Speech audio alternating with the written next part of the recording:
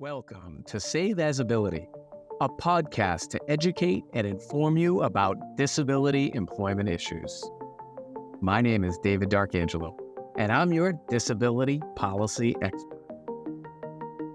Disability pensions. That's our topic on today's episode of Save As Ability. Welcome back. It's David D'Arcangelo, another episode. If you can continue to help us grow the channel, like, subscribe, share, comment, we'd appreciate it so we can keep great content flowing for you. Today, we're talking about disability pensions.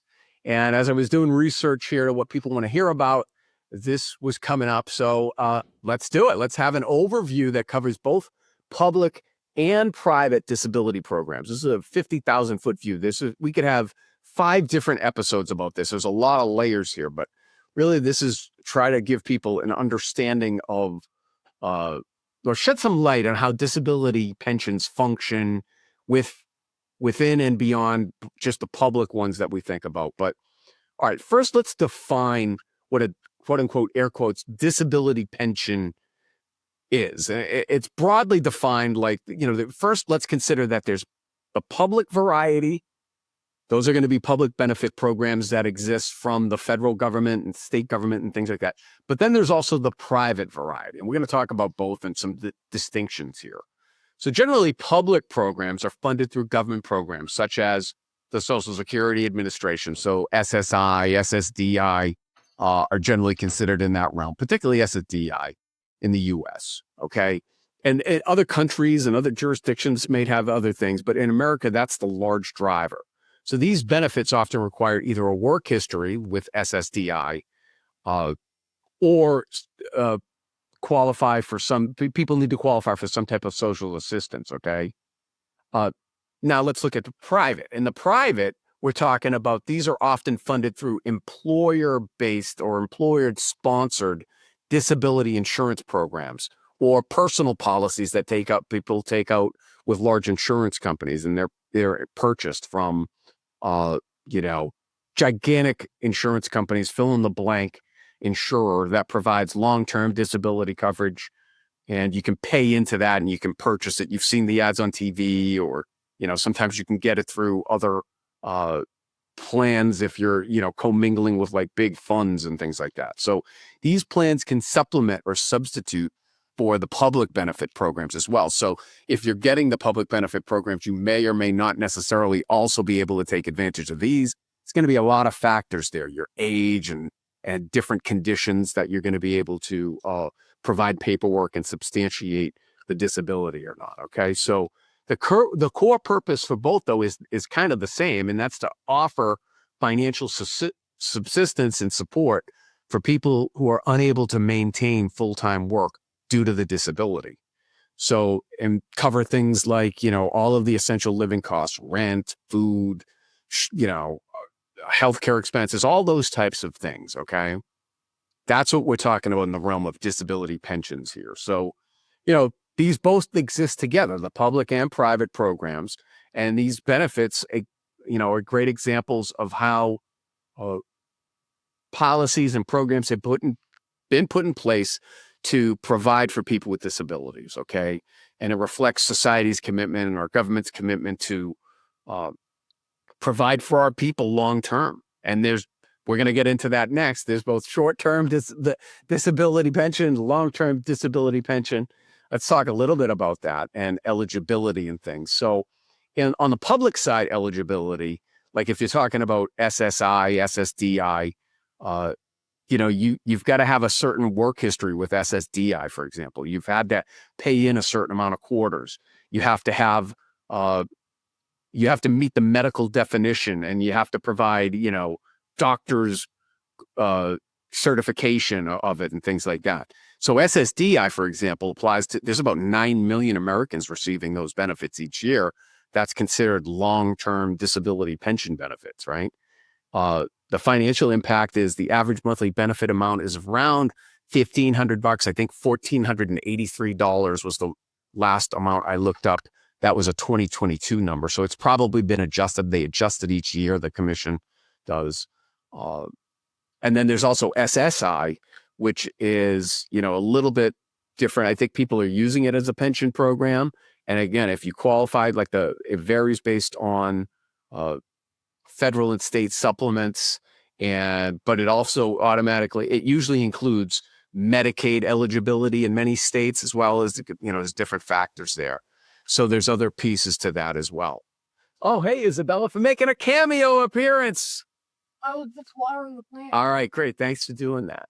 So back to this disability pension. So we also have state-specific short-term disability insurances as well. Certain states like California, New Jersey, New York, Rhode Island, Hawaii, they have laws in place that provide for short-term disability coverage and things to cover wages up to several months. Some, I think, maybe even up to like a year. So that ensures that workers have at least temporary income if they encounter a disabling event. So public disability pensions have a principle that individuals have contributed into the system, they've paid into it, and when they need those dollars, they get it back, right? So SSDI is primarily that pay-in program. SSI, your tax dollars are paying for that. So I think that's a good thing, right? On the private side, though, disability pensions, that's what your employer is paying in. That's what you're paying in personally. So let's look at private disability pensions that are employer-sponsored plans, okay? There's usually two types of those. Short-term disability, which typically covers a portion of your wages for just that, a short term, like 3 to 6 months or something. Then there's a long-term disability. That extends benefits beyond 6 months, sometimes through like retirement age. So it's going to depend upon your employer. It's going to depend upon how much you're paying in, a lot of different factors there. But we do know from data from the Bureau of Labor Statistics that there's about 40% of private sector workers who have access to employer-sponsored short-term disability benefits. And then there's about 35% that have access to long-term disability coverage as well. Further, on the private side, there's individual disability insurance that you can purchase and pay into. And that some of that is purchased privately and used for self-employed individuals. Some of it is customized policies that you might have within a larger insurance plan, where you have like term life insurance, or you have like an annuity, or some other types of insurance vehicle that you're using to be able to draw down on if you have a disabling event and you want to be able to access those dollars. So they vary in duration, percentage, the wage replacement. Those are all very different depending upon the plan you have and how much you're paying in, a lot of different factors. So the good thing about the private plans is that they can oftentimes be combined with the other plans we talked about and be mixed and matched and fill gaps and things like that. And sometimes they have different options of, how you can take the money out and the frequency and all different things like that. So shifting gears, let's just touch briefly on the application and eligibility factors. That there's some common denominators here, particularly among the public plans. You usually need like some type of medical verification when you're getting these cash benefits. So you've got to demonstrate that, like for Social Security, for example, you've got to demonstrate that you have an inability to engage in, air quotes, substantial gainful activities, okay? And so that's when you're essentially taking yourself out of the labor force. You're saying, no, I can't work anymore because of this disability, right? And then there's like administrative reviews that can get done there, and they evaluate your medical records, and they can even ask for exams, and there's other like vocational factors. That's on the public side. On the private side, there's all these different definitions that each policy has that's unique to each one. So, what does disability mean for one may vary. So it's going to depend upon your particular plan. And some are more restrictive, requiring an inability to perform any work, while others focus on like the own occupation. That's like a term that's in the law that private plans observe as well. So, the documentation is different. You might need physician statements. You might need to go see specialists. You might need independent evaluations. So there's different things to the public programs, the private programs that they're going to ask for.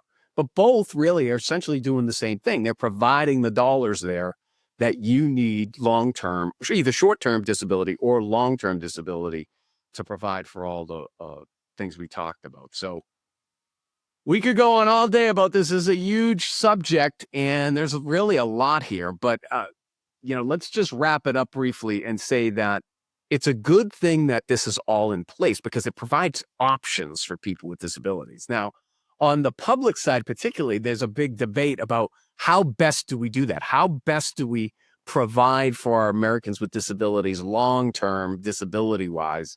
And we can talk about that and debate that. But just to let you know that there is long-term public, short-term public, long-term private, short-term private, and there's a lot of variations in between. So go check out some of our earlier episodes to find out about all the different programs. And, we've talked about some of the reforms that might be coming to modernize these programs, both in the public and private sector, by the way. So, we'll talk about that further as they come. But I think the takeaway is that there is resources out there. There's options out there. And if you're somebody who needs guidance and eligibility, I mean, there's plenty of resources out there. We'll put some of them in the description here, both on the public and private side, that you should go look at and check out. And, you should have an understanding that there are both public and private disability pensions and how they can work together and how they can help people, be financially stable to be able to provide for themselves. That's what we want here. Independence, self-determination, access to opportunity. That's what we're all about here at Save As Ability.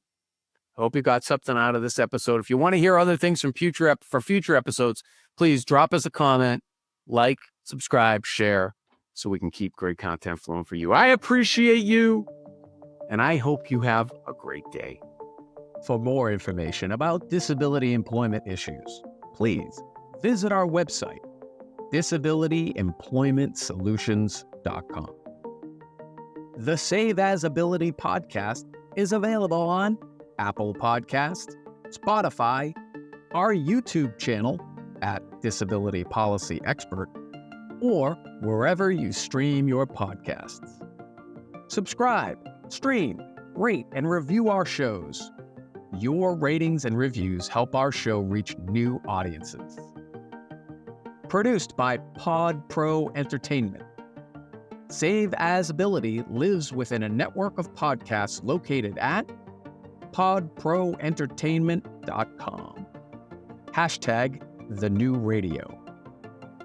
Again, my name is David Darkangelo, and I'm your disability policy expert. Until next time, thank you. I hope you have a great day.